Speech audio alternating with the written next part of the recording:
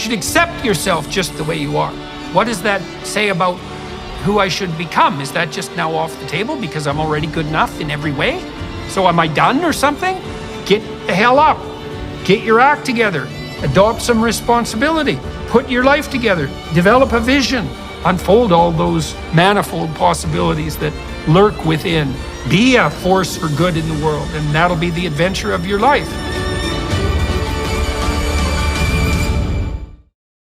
And, my great-grandfather was president of a university. He's buried on their campus. I mean, I came from my wife's mother, Joanna, was one of the incredible teachers in Oklahoma City. In fact, a quick story that's worth telling about that. We're having one of these exhibitions I talked about, and this woman comes up to me, and we're in Austin, Texas, and she comes up and she said, this reminds me of my 8th grade science teacher. And she said, I live in Oklahoma City. I came to see this, and it reminds me of her. And she started describing this wonderful teacher who was Socratic and who did all the things. And she said, she got finished, and I said, and her name was Joanna Anderson. Oh. And the lady said, how in the world could you have known that? And I said, because that's her daughter, Laura. And the woman just started crying. And she said, that lady changed my life. Right, so adults have an important role to play in a child's life. Yeah. That role shouldn't be to be an authoritarian, having order to sit at a desk where a bell rings every 45 minutes. Yeah. That's not the teacher's fault. That's the system, right? It's the system. Now, you're participating in the system. Yeah. But I always try to, I try to divide. The teachers are often the heroes, and sometimes not. The system's the problem. And I don't think there's anyone that doesn't think the system is broken.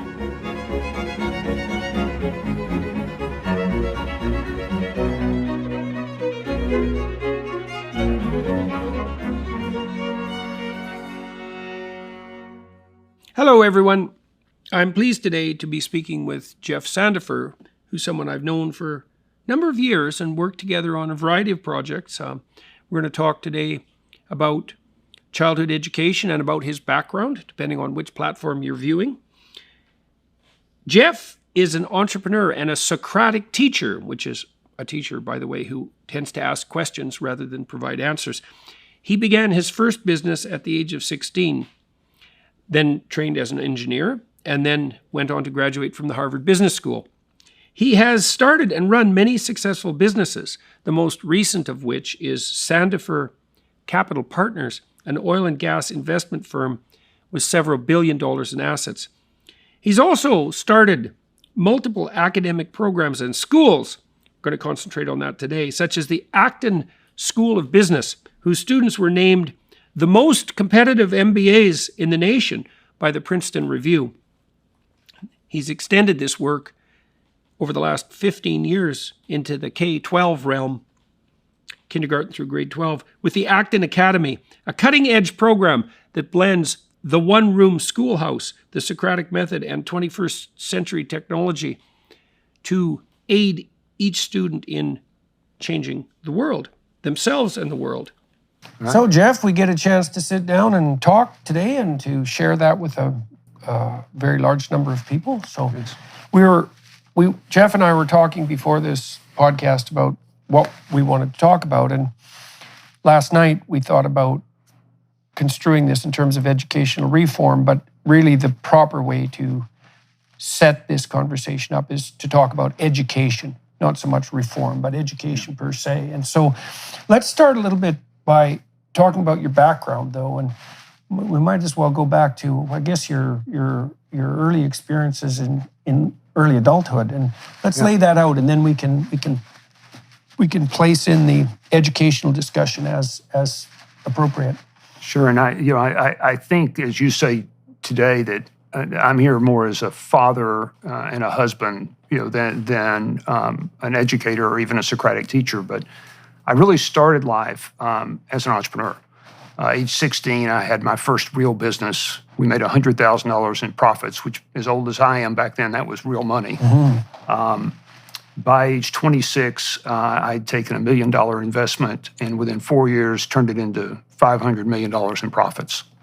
So, what was your first business? Oil and gas exploration. At 16? At 16, we were actually painting tanks out in the hot West Texas sun. And my father had had me working in the oil field as a laborer, and I didn't want to do that anymore. So I found I could hire the high school football coaches at our local high school, and instead of paying workers by the hour, I paid them by the job. They hired their football players underneath them, and their productivity was 9 times higher than the average crew. So we went out and competed, charged 2/3 what our competitors charged, and had 80% profit margins. So why were they more efficient? Because they were getting paid by the tank, by what they Right, did. so you had the incentives And lined so up they would properly. show up at the break of dawn and work till dusk. The people that were being paid in those days $2.15 an hour had no incentive to work hard. So it was just purely incentive, work ethic.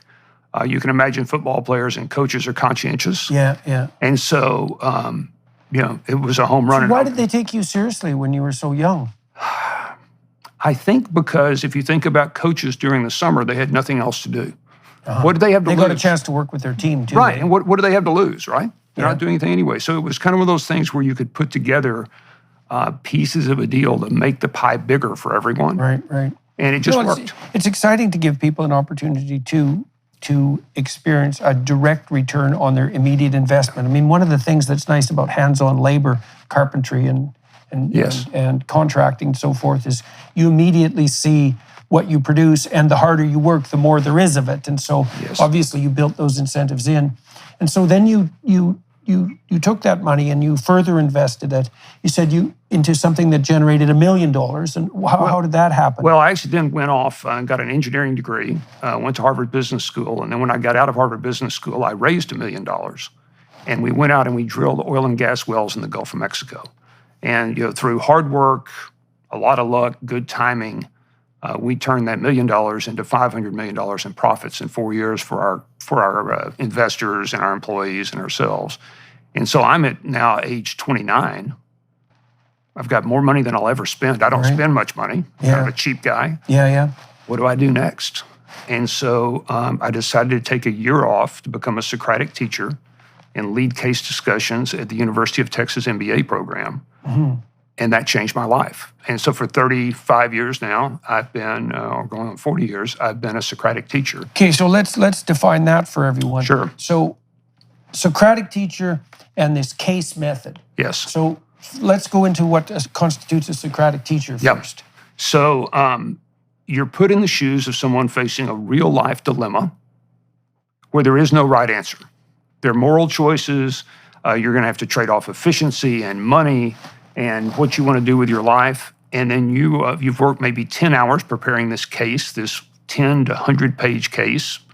Might be about Enron, might be about Acton Academy. We have a Harvard case about Acton, our school. And then it's Mr. Peterson. You're not a doctor then, you're going to be younger. Mr. Peterson, what would you do, invest or not? Right. And so you have to make your case. There are counter cases. And the Socratic method's interesting the way we practice it. There's only 2 questions. Would you do A or B next? Right. And then the second question is, what do you mean by A? Yeah. It's definitional. So the entire Socratic method is just helping people understand what to do next and why. And when you say what you're going to do, exactly what are you going to do? Right. So it's the interrogation of a story. So Yes. the thing about a story that makes it unique is that it provides a deeply contextualized representation of something complex. Yes. And you see this happening in a court case when we're trying to decide whether someone is guilty or innocent. Really, what we do is set up a dialogue between competing narratives. Yes. Right. And so the defense mounts a defense narrative and the prosecution mounts a prosecution narrative. And then what you're attempting to do is weigh the narratives. And Yes. now, using the Socratic method as well, as you pointed out, you're going to be asking people questions and getting them to inquire after definitions. And then you said this is very strategically oriented, so it has to produce a binary outcome, a decision-related outcome Yes. with a strategy associated with that. Yes. In psychotherapeutic practice, one of the things you learn very rapidly, pretty much all therapists of any school of repute who are well-trained know this, is that you can't really give people advice about what to do. Yep. You have to ask them to delineate out the problem. You have to ask them to lay out what they might see as a solution. And you can interrogate that and then encourage them to step through all the intermediary steps towards a solution. And I think the reason that works is that unless people walk through all of that, if they're just delivered the prepackaged solution, they actually have no idea how to implement it, but also no real motivation to implement it. Yeah, there's no drama to it. There's no part of life. I mean, something I've learned from listening to you, about the power of story. You don't have any of that. And also, for the real world, there's no action. I mean, there are consequences. Eventually, you're going to go out and do these things yourself. And I think I was a straight A student and, a good student when I was younger, but it was all about learning to know. And so this method is more about learning to learn. What are the routines and the recipes that we go through? Learning to do something that requires courage. And then that leads to learning to be who you're going to become. Yeah, well, it seems to me like it's something like an analysis, not so much of what the facts tell you the next step should be, because you never really get to that point. It's more like a delineation of the principles by which you're going to operate and an exploration of what principles you're willing to put faith in. And I would say the reason I would use the language of faith is because you have to leap into the unknown. Absolutely. Right? And so you want to be informed while you do that, but you don't have the data at hand, and you won't until you run the experiment. Right. So where were you doing the case studies? Well, so I learned the method at the Harvard Business School, and then I took that in my own exploration of trying to figure out what to do with my own life, and at age 28 was teaching a room full of 28-year-old graduate students at the University of Texas. And so that was, and as you said, what you're doing if you do 100 cases, you're seeing pattern after pattern after pattern, much like the stories you might see in the Bible. Yeah. And you're learning through these patterns, and to have the courage to then go do it yourself, as you point out, in the face of uncertainty. Yeah, well, you're doing something that brought up two ideas for me. One is, well, you're exposing yourself to a diverse number of cases, right? Yes. And then what you're doing, you do the same thing that these advanced language processing models do now. Yes. Is you're looking for commonalities across the narratives. And as you gather more and more narratives within a certain domain, you start to understand the underlying principles. Yes. So this is what happened in the book of Exodus, by the way, because before Moses has the commandments revealed to him, he sits for an unknown amount of time, dawn till midnight, every day, judging the Israelites and their complaints. And so he hears thousands and thousands of cases. Right. And then you can imagine that the revelation it's the revelation of the substructure of what constitutes justice itself. Yes. But you can't get to that without this case analysis. So why, with all the money at your disposal and the hypothetical freedom that might have bestowed upon you, why did you decide to, stay actively working, stay actively employed? Now, you were a professor at UTexas? Yes, I was an adjunct. You were an adjunct, and in the business school? In the business school. Okay, and so you decided to continue doing that. And what was driving you to do that? Because I was fascinated with asking questions. And the difference from a judicial setting and the way we practice the case method is, in the judicial setting, eventually a jury or a judge is going to decide what's right. Mm-hmm. In our setting, it's the actor themselves playing out the act. So I was fascinated, and frankly, I didn't know what to do with my own life. I mean, I had first started my first business to get out of the hot sun. Mm-hmm. Mm-hmm. I started the second business so I could make more money than my father. I wanted to overcome him. Oh, yeah, yeah. But then I did that, and it's like, you're 28, what next? Right. And I didn't know. So I went to actually learn myself, and by asking questions and digging in, and then... Were you ever tempted on the hedonistic front? I mean, you're pretty young at that point. You have the world at your feet in some real sense, so...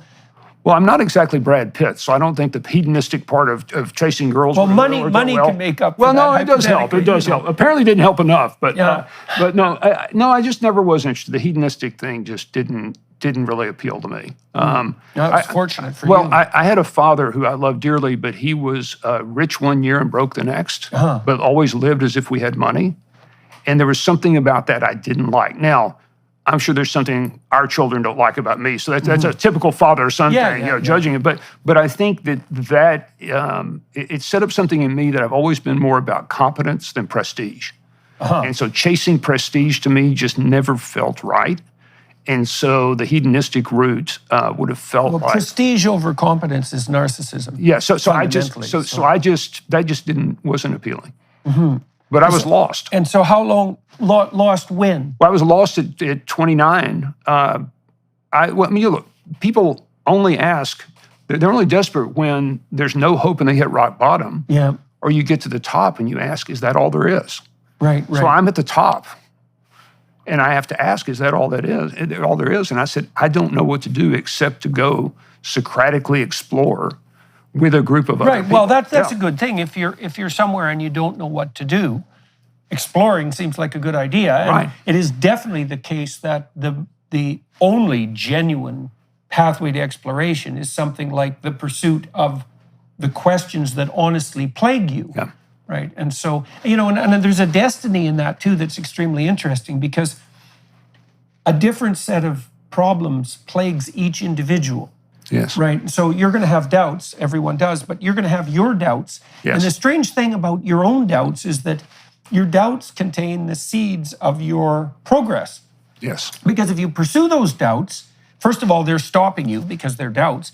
If you pursue them and you rectify them, then you're going to find a pathway forward. But you can't do that without honest questioning. Well, and to foreshadow what will happen later, this set up everything that my wife, Laura, who really gets credit for the schools we built, but it sets up everything. It's the hero's journey story, right? It's Pilgrim's Progress. It's the hero going out, looking for the Grail, fighting dragons and monsters.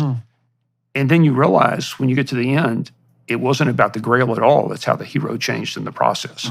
And so it really began to set up that pattern over and over and over again, right? Eternal transformation, right? As a consequence of learning.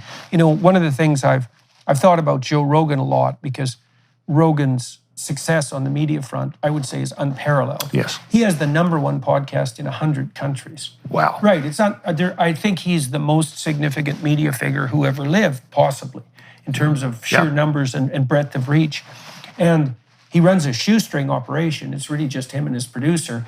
He picks all his guests, and all he does is ask them the questions that he actually has. Yeah. And what's so interesting about that is, well, it's made Joe an incredibly well-informed person. I mean, because I think he's done, it's some thousands of podcasts now. So he's had thousands of hours of case studies, let's say.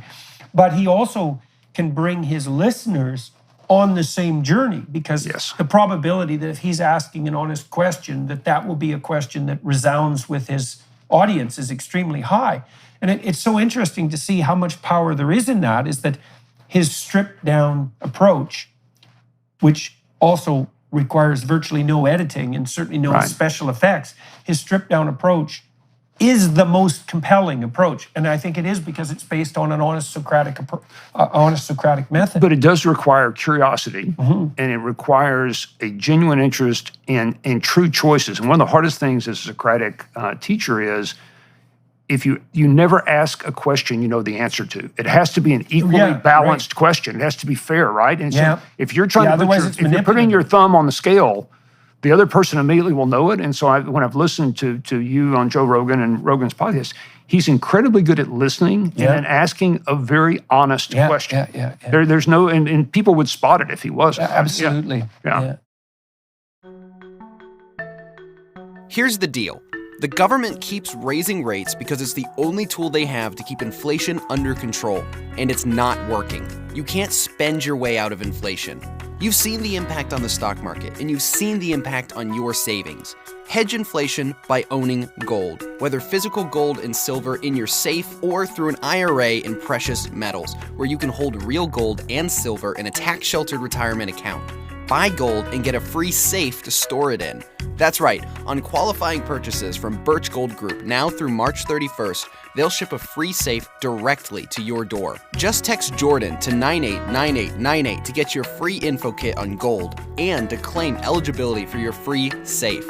Then talk to one of their precious metals specialists. That's Jordan to 989898 today. There is a very old religious insistence that pride is a cardinal sin and that humility is the virtue that counters pride. And then you have to ask, well, what does it mean? What does humility mean? And it means something like admission of ignorance. Yeah. But what's so useful about that, and why it's a virtue and why it's something very useful to practice, is that if you do admit to your ignorance, which is to note what you don't know and to dare ask it, Right. then you immediately rectify. I told my daughter, for example, very straightforwardly, you only have to ask a stupid question once if you listen to the answer, right? So she's been in many situations where, she was in over her head, like we all are. Yes, very often. Like me today. And it's very tempting to pretend that you know and to not ask the stupid question. But first of all, almost everybody around who's participating, let's say, in the conversation has the same stupid question. And second, if you don't ask it, well, then you remain stupid.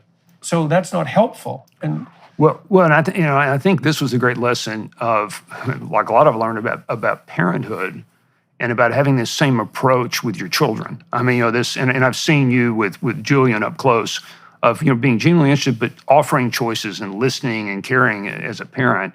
And so, I didn't have children at this point, but I have a room full of 28-year-olds that are bright, and we can explore life together and entrepreneurship and how you make money and what it means if you make money. And that ended up being, I spent quite a time at the University of Texas. We built up the entrepreneurship program. We won all sorts of awards, and then spun off our own business school. Why was it well received, do you think? And why was it also two things, eh? Yeah. It was well received by the students, but obviously it was also well received by the administration. It was well received, and you know enough about academia. The teachers, so the professors who were teachers, loved us. What we did, though, is we had a very firm, very hard contract of what was required to be in the class. We graded on a forced curve when everyone else gave all A's. The harder we made the program, the more people we attracted. Yeah. And so, but at some point, I think our teachers, who were all entrepreneurs who had been successful, so all adjuncts, won the Teacher of the Year award 11 out of 11 years. And how big a group was that? Well, there were 141 professors. And our group of 8 were teaching 25% of all the elective hours in the school as adjuncts. Wow, as adjuncts. And so being paid nothing. Yes, so you can imagine what happens next in this story. Yeah, right. Right? So we're basically all fired or we all quit, depending on which story you want. Yeah. But we go start our own school. And we focus on... When was this? This would have been 2000. And I see. And so that was after 8 years? Yes. 8 years. And what was the rationale for the firing/quitting? Probably that I was too disagreeable, which was fair. But I will say I got a call from inside the school from someone, and he said, look, a tenured professor, and he said, look, I have to tell you, they're going to fire half of you this summer and the other half at Christmas. Because, and we were at that point attracting more than half of all the students to the school and teaching a quarter of them. And they said they just, the tenured political faculty just doesn't want you here. So we decided we were going to teach one last class off campus across the street from the campus. And 130 people showed up for no credit. They drove from Waco, from Houston to Austin, from Dallas to Austin. So they came from all over, including faculty from those schools. And we thought, you know what? Maybe we should have our own MBA program. Right. Now, we knew nothing about that was impossible, right? No one ever told us you couldn't get a credit. But we managed to build a program. We ended up winning all sorts of awards from Princeton Review with really Navy SEALs, Olympic athletes, and young entrepreneurs. And we built this 100-hour-a-week, 10-month program that was just brutal, but changed our lives and changed the lives of the students. So that was right after you were at the University of Texas? Yeah. We were fired, and it was right. The next thing we did was have this free class, and the next thing after that was launch our own MBA program. And so what was the rationale for dispensing with you guys? I mean, it must have been somewhat difficult given the fact that, it was half the students, it was very popular. Yeah. There was an outcry, but as the dean put it to the students at that point, you are not our customers. Our customers are the pursuit of scholarly knowledge. And so your opinion doesn't really matter, was what they were told. So anyway, we spun off. It was successful. It was a lot of fun. And really, I'm now, still doing some business things, mostly teaching. This program's a lot of fun. And then we come to kind of one of the most important things in my life, and that is our 2 young boys are in Montessori school. And they're just about... Okay, so you had them after you left the University of Texas Yes. and started this now independent program. Right, so this And is... you didn't have accreditation for the independent program? We did get accreditation. Oh, you did? We managed to get accreditation because we won all these awards, and they had to give us accreditation. Who awarded you accreditation? SACS. We had SACS accreditation through a small university that my great-grandfather had been president of at the turn of the century. And SACS is? Oh, the Southern Accrediting Association. So it's one of the regional accreditors. Right, so you got associated with a small college, but Right. it didn't matter because Right. as long as you have accreditation, Right. you have accreditation. Right. Right. And so accreditation was set up so that in principle, so that there was some, what would you say, consistency, reliability, and validity to the assignation of a degree. I mean, that's the theory. Well, that's the theory. What it really serves as, of course, is a protection of the cartel. Right, I right. mean, it's not really that, but we managed to get it. Wasn't an issue, and we built the program. By then, I've got these 2 children, Charlie and Sam, and they're about to leave from Montessori to get ready to go to elementary school. So I go to see the very best teacher in the very best middle school in Austin that's teaching our daughter, who's older. And I said, when should we move the boys into regular school? And I'll never forget this. This gentleman was an African American. He looked like Abraham Lincoln, tall, stately, he said, as soon as possible. And I said, well, why? And he said, well, once they've had that kind of freedom, they won't want to be chained to a desk for 8 hours a day and talk to them. So you get them in chains young. And I was kind of stunned. And I said, well, I don't blame him. I just blurted that out. And he looked down at the ground for the longest time.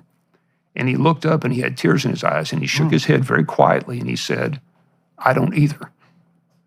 So I went home that day and I told Laura, I said, I don't know if we're going to homeschool. I don't know if we're going to start a school. But our boys, the best teacher in this town, just told me not to put them in traditional school. So we're going to do something else. Do you know Paul Gaudy? No. Okay, Gaudy, I hope I have his name right. He was Teacher of the Year in New York State a number of years. And he died, unfortunately. I wanted to interview him, but that was never possible. He was no admirer of the current education system, let's say. And he wrote a history of the education system, which was extremely interesting.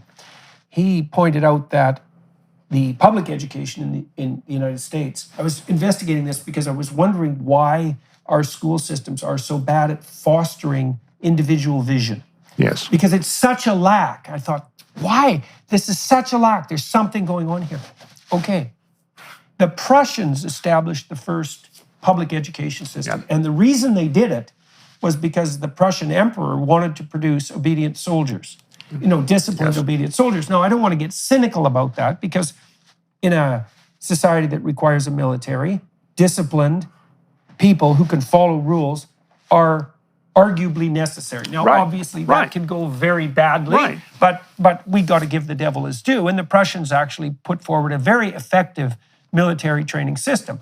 Now, that was adopted in the United States in the late 1800s by industrialists, mostly, self-proclaimed fascists. So at that time, of course, it wasn't Mussolini, Hitler like fascism. It was far the early precursors of that, but they were people who believed that the state and the corporate world could integrate at the highest levels, and there might be some utility in that, which is a very dubious claim, but nonetheless. So they knew that all sorts of rural people were pouring into the cities to start working in factories. Their kids needed to be cared for while they worked, and then their kids were likely to have factory jobs.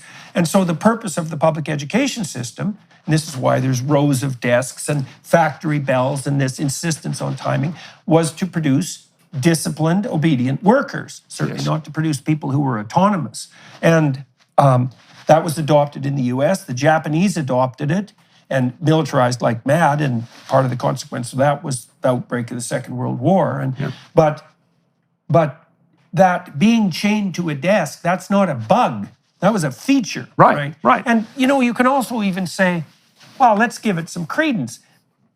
A rural worker their time schedule is much less stringent than someone who's going to work on a factory. Right, they're on an assembly line. agrarian farm. Yeah. They're on a farm, yeah. You're much looser in your time sense. And it is the case that industrialization requires clock. Yes. And so you have to give the devil his due. But in a somewhat post-industrial world, which is what we're in now, it's not obvious at all that obedient worker / soldier is the right model for human development. Right. And so, okay, so back to your kids. So now you have kids and you've been... Yeah, so really not knowing any of that, which I would find out later, we just wanted something different for our children. So we started out with a blank sheet of paper.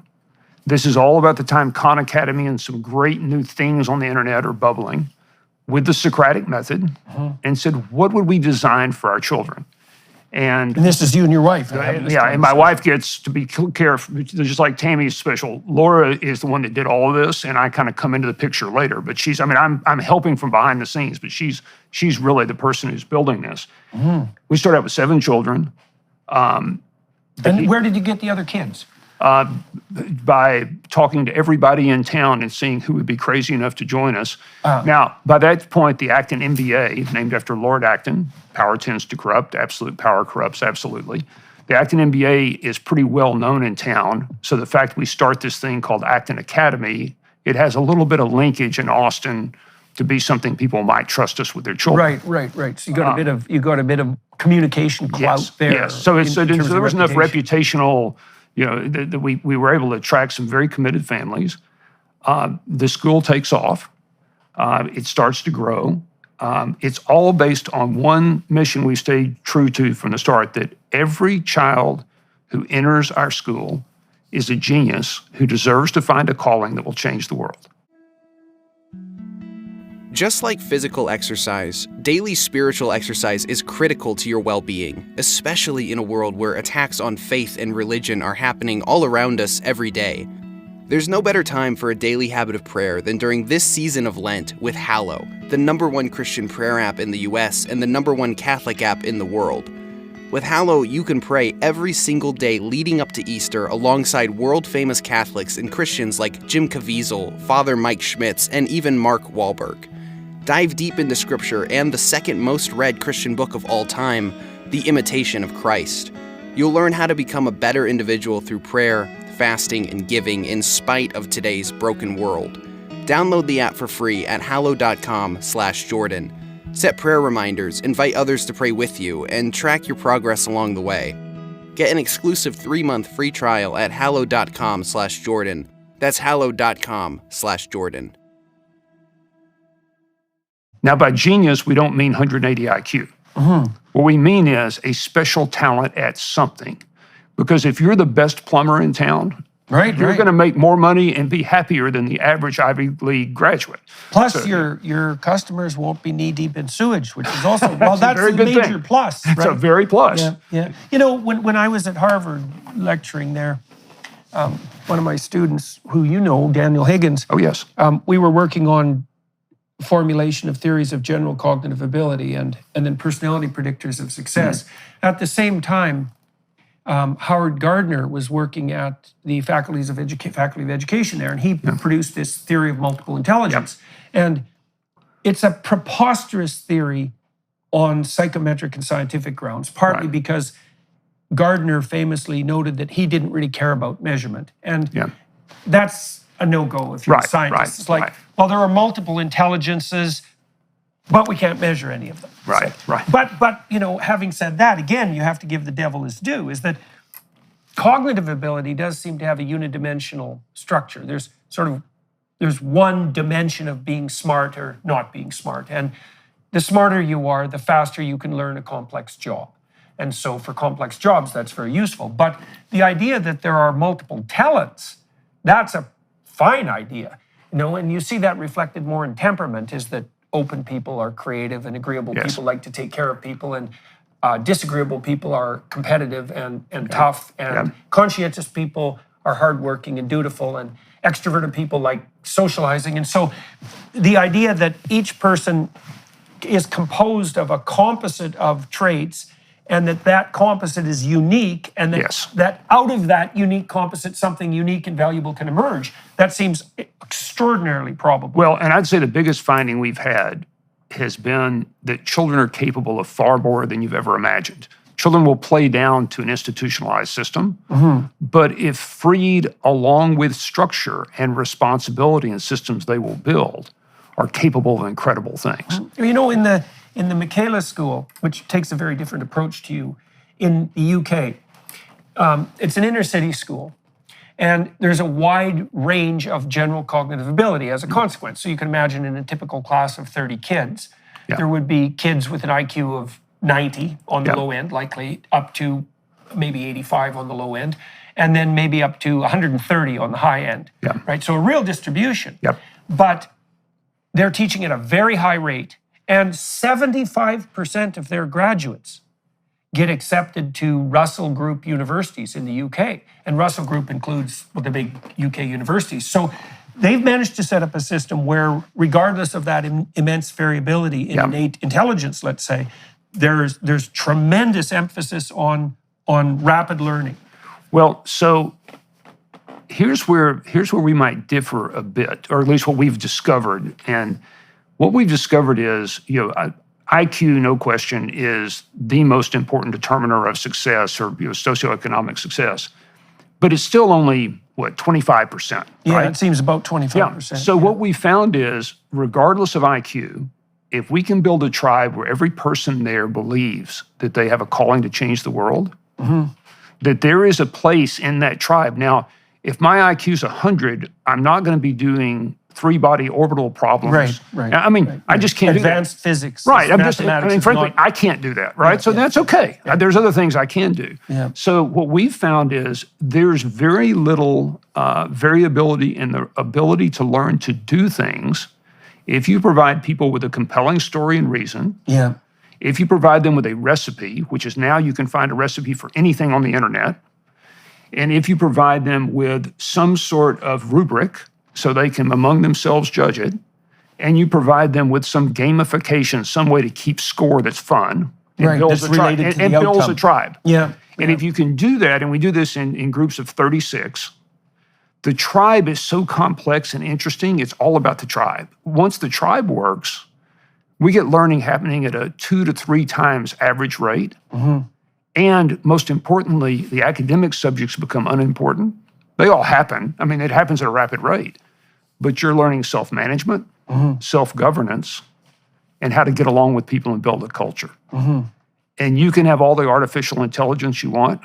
It can't do those 3 things. Okay, so now let's go back to when you started building this school and walk through it step by step, because I'd really like to understand more deeply how these schools operate. I know in the Michaela School that I referred to, it's very structured.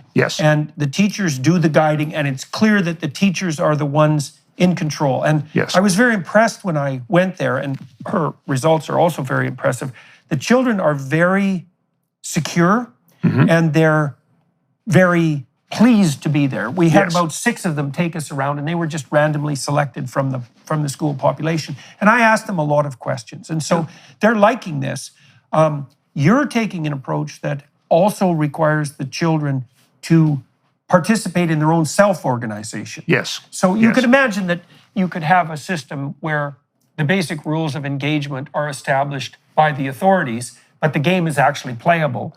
Or you could have a system where the game that's looser, which would be the system that you set up, where the demand for self-governance is placed in there to a large degree at the beginning. And so this is very similar to a Tocquevillian society that develops from the bottom up. We are providing, though, they don't have to invent democracy or a democratic republic or a tyrannical government. We'll provide them with choices, so you don't have to invent everything from a blank sheet. But by experimenting, it's a very Hayekian, from the bottom up series of experiments, and they learn by doing. And I will tell you that the environment is, it's tyranny one week and Lord of the Flies the next, and they learn to find a medium between freedom and responsibility. And they're continually working on the society. Okay, so what would the experience like? So how young? What's the youngest children that you have in the program? The youngest will be preschool. So 4, 5, 6. Okay, so what do they experience their first day of school? Okay, so at that age group, it differs a little bit. So there's 36 in the room, It's mostly Montessori-like learning to do real work, so the routines of real work, and free play. And it's only, and so you're beginning to learn to read and write, and I'll get back to that in a minute. Elementary studio is more about important work.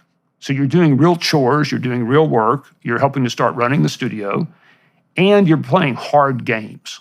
And that hard game may be learning math, but it's a hard game. I mean, so these are games. Now, by middle school, you're tackling real world things. You're beginning apprenticeships as early as age 11 or 12. And so you're actually beginning to take those talents out in the real world. So it changes from studio to studio. Right. So it starts to broaden. Right. So what happens with children's games is that as the children mature, the games become more and more like real world occupations. That's what we're doing. And then, you could also say, interestingly enough, on the adult side, the more you can turn your real world occupation into a genuine child's game, the better you are at it. So it's weird how those things meet. Well, and that's part of playing this is the realization, if you're always saying, we believe you're a hero who's going to change the world, here's a story about Martin Luther King. Here's a story about, so when I said there's a why to doing this, you're continually being given archetypal hero real world stories of flawed heroes, right? Not perfect heroes. And you're having to work this out at the same time you're working out whether I'm going to hit you in the head at age 5, and if I do, there are consequences. But those consequences are largely meted out by 8-year-olds who are forming their society and learning to form their society. And I will tell you, in our high schoolers and our middle schoolers, 80% of them are better than anybody that graduated from my Harvard Business School class in culture. Because all they better do at what? At culture, at forming a healthy culture. Right. So is that better at negotiating? It's negotiating, it's caring. I'll give you a quick example of how you move up. So no grades. The standards are held by the community. Very high standards. But here's how they work. You keep track of the work you've done and you earn points. That's effort. So how much effort are you putting in? Every 6 weeks, there's a public exhibition. The public's invited. It's not a science fair. It's going to be an exhibition of learning. For example, if we're doing the medical biology quest, these young people will be diagnosing diseases of people coming in who have a stack of cards that are their disease. And the winner of the game most accurately diagnoses real diseases for real with real cost. So what do they learn? They learn to manage their own health care, which in the United States is so probably you reward progress, but you actually have standards of attainment at the same time. Yes. See, there's an overlap between what you're doing in the Michaela School, because they're also extremely good at rewarding both progress and actual levels of attainment. And so the attainment here is, did most of your patients live at a low cost? And through that, you're going to learn to actually listen and diagnose diseases, even for yourself. So badges are attainment, public exhibition, points are effort. Last piece, which is important, is 360 peer reviews. Every person's asked, is Dr. Peterson warm-hearted 1 to 10? Or is Dr. Peterson tough-minded enough 1 to 10? And then I give you feedback, and it can't be, you're stupid.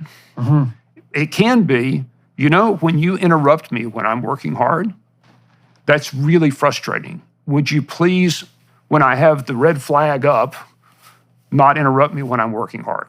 So I'm requesting, so I'm learning how to be a good friend, a good citizen. Okay, so now you've got, those are the three things happening. So you've got reward for progress, you've got an absolute standard of attainment, and then you've also got something like evaluation of the manner in which you conduct yourself within the culture, within the group.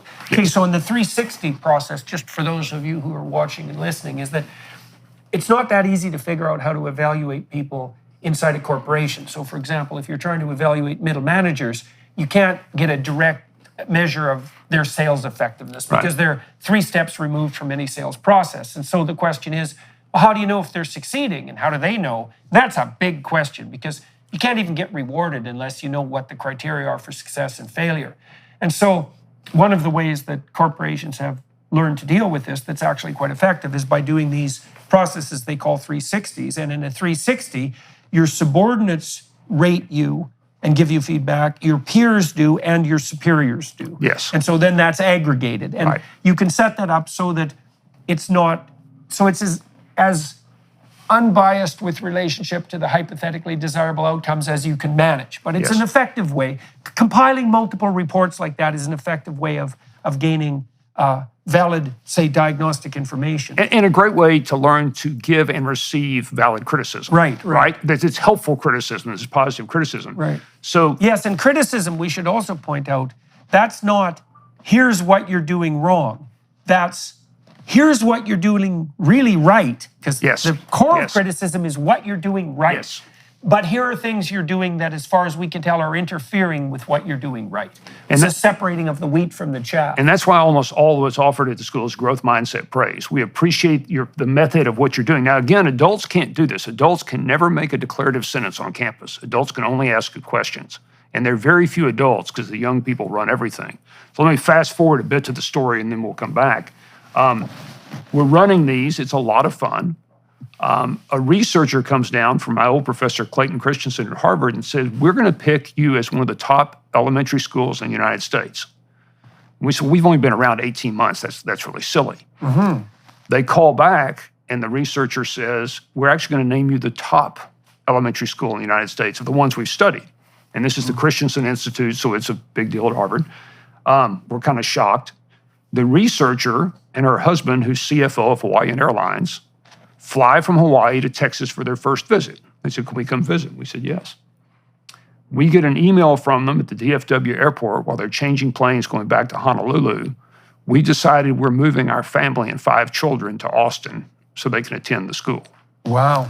And so we said, wow, maybe we have something.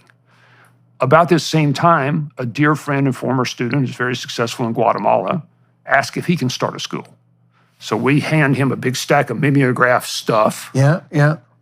And 6 months later, we're learning more from him than he is from us. Right. So you're starting to franchise at that point. Yeah, well, it was just like, here, friend. A parent moves out to California and she tells her husband, I'm not leaving if I can't take the school with me. So we hand her a stack. We're learning more. Yeah. So, okay, let's start 10 of these and we can learn from each other. We'll be right back. First, we wanted to give you a sneak peek at Jordan's new series, Exodus.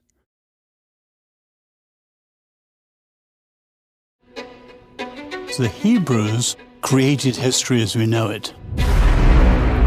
You don't get away with anything. And so you might think you can bend the fabric of reality and that you can treat people instrumentally and that you can bow to the tyrant and violate your conscience without cost. You will pay the piper. It's going to call you out of that slavery into freedom, even if that pulls you into the desert. And we're going to see that there's something else going on here that is far more cosmic and deeper than what you can imagine. The highest ethical spirit to which we're beholden is presented precisely as that spirit that allies itself with the cause of freedom against tyranny. And yes, there exactly. Is that hope. I want villains to get punished. But do you want the villains to learn before they have to pay the ultimate price? That's such a Christian question.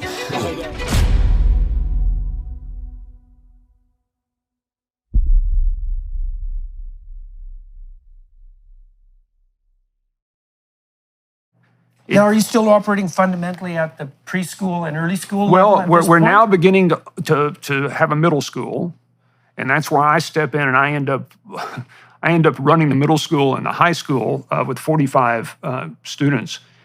I do that because we've hired this traditional teacher who's won a lot of awards, and the week before we're going to start, he turns to me and says, you know, when these middle schoolers get out of line, you just jack them up against the lockers and tell them who's boss. And I went back and told Laura, I said, you're going to fire this guy.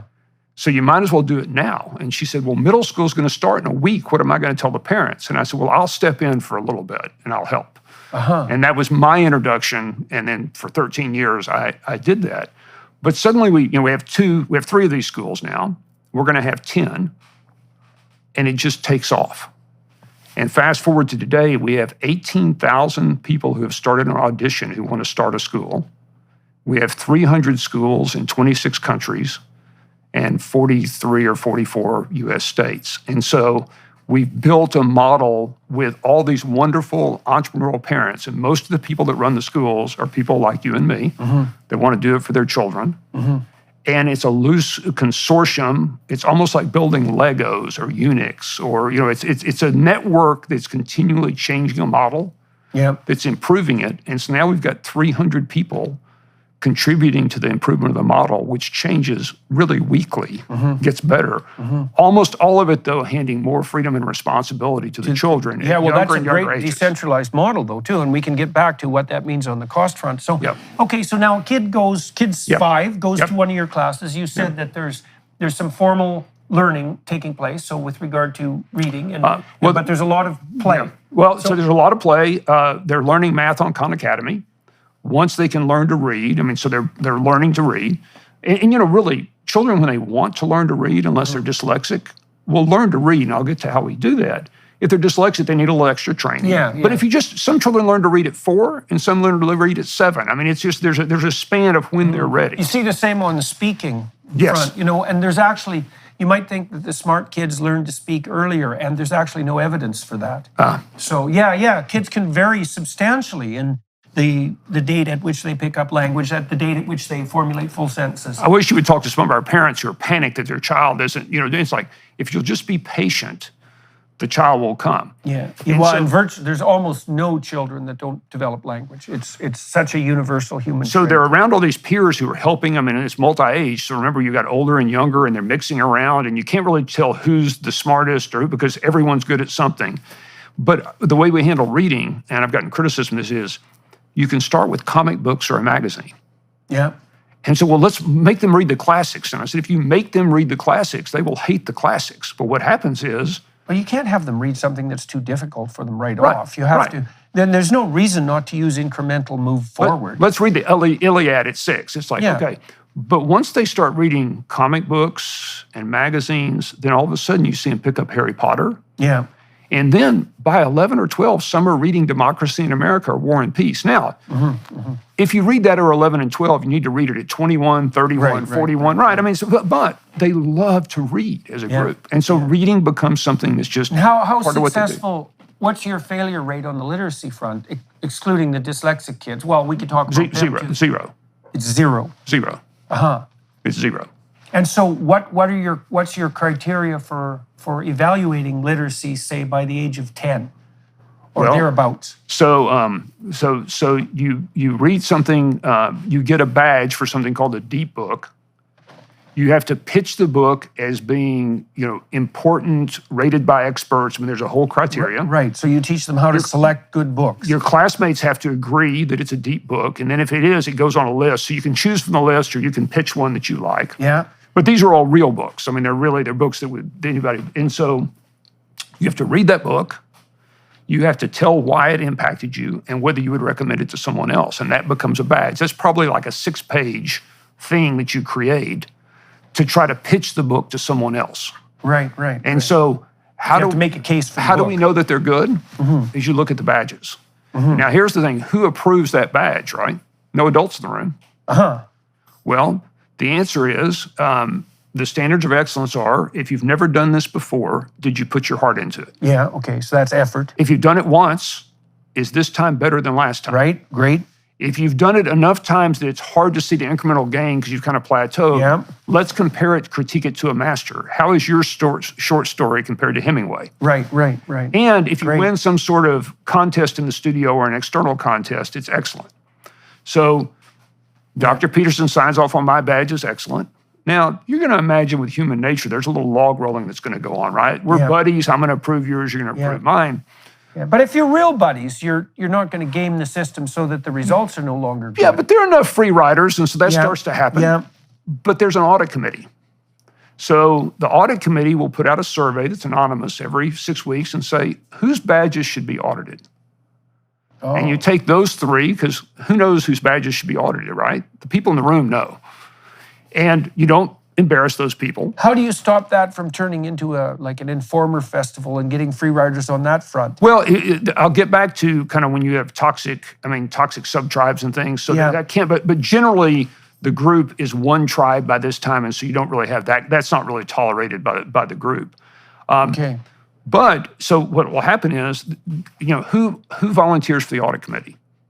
Well, that's the tough people, right? The easy people don't want to do the work. So now you got the toughest judges.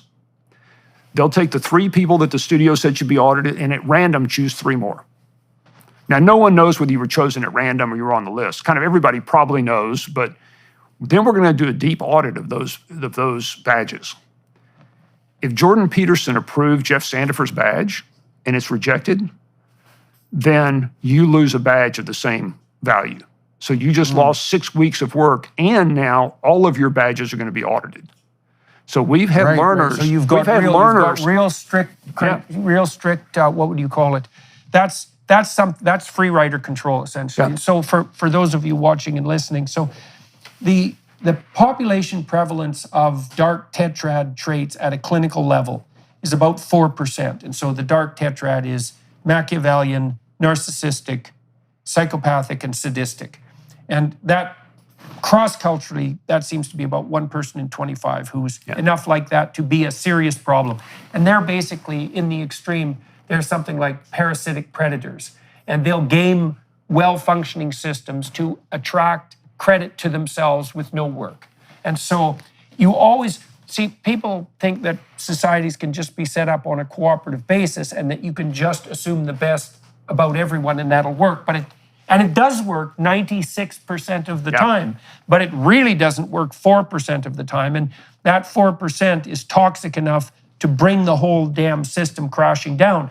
So you need to return tit for tat, essentially. There has to be control mechanisms set up in a well-functioning micro-society so that the free rider narcissist types can't get a toehold.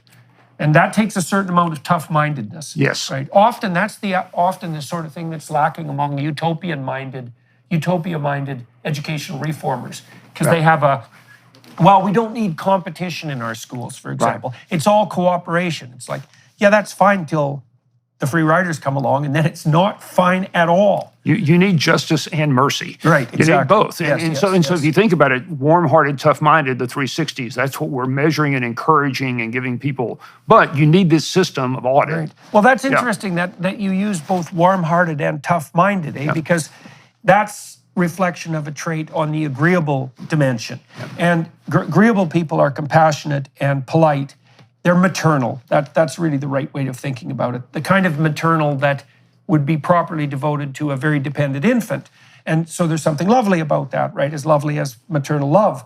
But on the other end, which is the more masculine end, there's more, let's keep the free riders at bay, and then let's also only reward actual attainment. Right. And there's love in that too, but it's more like, it's the love of discipline and encouragement. And those of us that are tough-minded, and I'm tough-minded and disagreeable, need to learn when to be warm-hearted. Yeah. And the ones that are too warm-hearted need to learn for their own good when to draw boundaries. That's what develops in all this. Now, by the way, we do see, for us, it's about 1 out of 100, we see highly toxic children come in. I can't explain why. I'm just telling you their behavior. I'm not saying they're damned or they're doomed. Because you can always actually be asked to leave the community and come back. You can repent.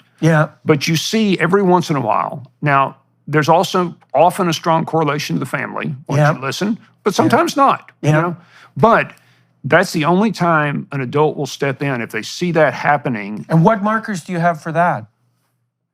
They're telling very small lies, just like the Dragon Book. Right. You just can catch them because otherwise the system will correct. But the system can't take someone who's smart enough to parse they're always staying right inside the lines and they're lying little bits. Right. And so over time, the tribe will learn, even the young ones, to recognize that. But when you're fresh and new, and so what an owner... That's why psychopaths, like in the real world, psychopaths are itinerant.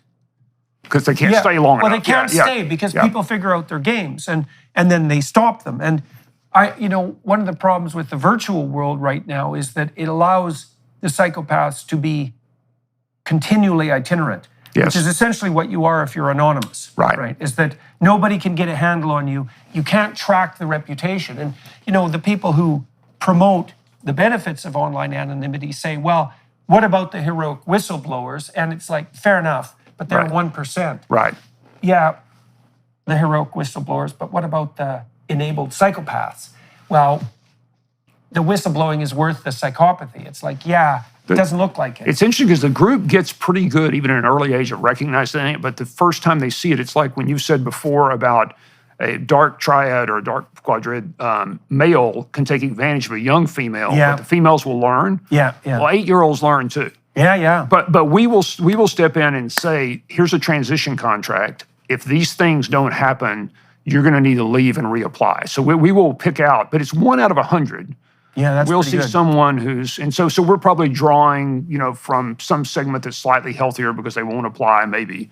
But about 1 out of 100. Well, you see in with kids, so there's a pretty good literature on this. If you group 2-year-olds together and watch them interact, about 4% of the males, it's almost none of the females, about 4% of the males at age 2 will kick, hit, bite, and steal. Okay, so that's not very many. That's 2% of the population. It's 1 in 50, so it's not much different from the... But most of those kids, despite their temperamental proclivity to be aggressive, are socialized by the age of 4. Almost all of them. If their ones parents that- socialize them. Or someone does. Someone does, right. Could be siblings, right? But someone has to socialize them. Maybe help them either control that aggression or integrate it. Better to integrate it. The kids who don't have that integrated by the age of 4, they're in for a pretty dismal ride. Yeah. There isn't a lot of clinical evidence suggesting that if those traits are still in place at the age of 4, that they can be ameliorated at that point. Yeah. And those are the kids that turn into bullies and then delinquents and then criminals. And we see something very similar to that. And I wanted to ask you because we see something else, and I'm curious what the literature says about this. It appears to us that the tribe in these systems, in this Tocquevillian society, will shape conscientiousness until about 13. Yeah. And so there are some people that are naturally conscientious. Yeah. And there are others it seems to shape. Our experience is when we take someone after the age of 13, if the culture is spun up, they will behave in a conscientious way. But without the culture, they will regress back to where they were. Well, part of what happens at 13, okay, so imagine you have these aggressive kids, okay, at 4. Now they maintain a high level of aggressive behavior. Okay, now at about 14, the boys join them under the influence of testosterone. And then for the normal boys who have this spike in aggression, that start to decline pretty rapidly around 18, and then goes back down to where you'd expect it if you just tracked it linearly. Whereas the criminal types don't desist. What happens with the criminal types, generally speaking, is that they start to desist in their late 20s. And so the fundamental hard-headed penological theory for repeat offenders, 1% of the criminals commit cause most of the 65% problems. of the crimes. So for true repeat offenders is you just keep them in jail till they're 30. Right. And then it might be delayed maturation, something like that, Right. But after that, they're not as big a threat. They start being so incentivized. But by the way, the thing we see over and over and over again, and I can't stress this enough, and I think it's my theory of why the United States works, is the 80-20 rule is one of the most powerful rules of Pareto. And so what you see is, if you believe every child's a genius, you find the child that's good at each of these different things, but they all have a place. Yeah. Just like I can be a plumber, an airline pilot, I can be. Yeah. But you see that in these societies as they grow. You got to find your place in the. So the Pareto, this 80-20 rule, this is 20% of your customers produce 80% of your sales. 20% of the recording artists sell 80% of the records. 20% of the authors sell 80% of the books. The actual rule is the square root of the number of people doing a particular task perform half the labor. And so this drives inequality in every creative domain. But your point is there's a diverse enough range of potential Pareto contributions that doesn't matter. Right. Like you can be an off-the-chart plumber and I can be an off-the-chart mathematician, and there's zero trouble with that. If we're only going to measure how quickly I can memorize things for a test I'll never use again, and it's basically IQ, then there's only going to be one winner of that, or one group of winners. Yeah. In this case, there's all sorts of ways you can win, and it's so complicated you can't even keep track. Yeah. But what you can keep track of are these stories that are repeated over and over and over again about heroes don't win. When they get knocked down, they get back up. Yeah. And it becomes kind of a resilience grit, narrative. a resilience. Yeah. hey, it's a challenge. Yeah. We talk about, I may have gotten this from you, like, what are the three monsters? The three monsters are resistance, distraction, and victimhood. It's like, if I can't, which one of those is standing in my way today? Right. Resistance, I just need to take the first step, right? Yeah, and that might just be apprehension of sheer complexity, Yeah, right? but what do you do? Take a step, okay? Yeah, yeah. Distraction. And if you can't, then take a smaller step. Exactly. I mean, take one more step towards the elevator. Yeah. And so distraction, it's what's valuable to you in focus. I mean, Yeah. yeah, prioritize and focus. Right. If it's victimhood, then gratitude is the only substitute, is the only elixir for victimhood. Yeah. And so they learn Yes, those. and we should also point out on that regard that gratitude isn't the naive insistence that the world is a perfectly delightful place and that everything is going to go well.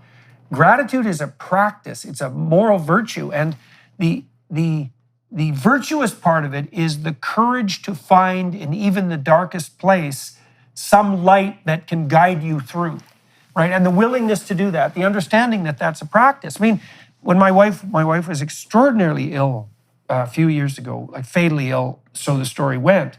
And one of the things she did that was of aid to her physically, because it helped her be less stressed, and that's good on the immunological front, but also spiritually, let's say, was to strive very diligently to look for what she could be grateful for in each day and even in each moment. And in her situation, I think this is very often the case for people who are facing very serious illness, she was grateful for the love and support of her family and her friends. And that was also genuine and also of genuine aid. But it's a courageous practice. It's not a kind of naivety. And so if you're surrounded, though, by a group that understands if you're playing the part of the victim, they don't say, don't be a victim. They begin to ask you questions about gratitude and give you space, right? Sometimes you want to play the victim for a while. Yeah, well, sometimes terrible things are happening to you, Right. too. Sometimes, your life's just, and so then you get someone who's actually, I'm very empathetic that that's happening. I'm sympathetic to you that that's happening. But then the answer is, once you're finished with that, what are we going to get up and go do next? That's That's good for you, right? And we're going to have this moment. So just imagine all these young people. And by the way, the high schoolers are going up and down through the middle school and elementary all the time. The middle schoolers are going up and down. You'll see elementary school. So this is a family. This is like a neighborhood of young people moving around between studios, helping each other. Often you'll get a 10-year-old that's better at calculus, than a high schooler. Right. And they're up, and it has to all be What a Socratic. deal for the 10-year-old. He gets to share his knowledge with older kids. That's we pretty have damn 10-year-olds good that deal. actually sell tutoring services. So they have to be Socratic. They can't lecture. Yeah. But anyway, that's the beauty, is they're learning how to build a society. They're learning self-management. Yeah. They're learning self-governance. They're learning how to treat other human beings. Yeah. And guess what? The learning's exploding. Oh, and by the way, they've had 6 or 7 apprenticeships in the world by the time they're in high school. Yeah, and how do you set those up? And what do the apprenticeships look like? It's the easiest and best thing we do. You go through a series of challenges of what you might want to do with your life, even at 11 or 12. Like, what's exciting? I want to be a vet. Yeah. I want to be. And so then you learn how to go find out the owner of the vet service. What have they done in their life that's valuable? Then you write an email that says, Mr. Smith, I've so admired your compassion with animals. I know that you won this award. It has to be genuine. Right. So you show you've done your homework. But then the question is, I'm looking for this apprenticeship. I'm not asking you for it. I'm just asking, can I have a 5-minute phone call to explain it? Right. That's all I want. Yeah. So you get the phone call. You listen for objections and try to answer them. Right. Yeah. And the only ask then is, can I have 2 minutes in person? You show up in person, and you imagine this 12-year-old that showed up ready, and they say, Dr. Peterson, would you give me a chance? Yeah.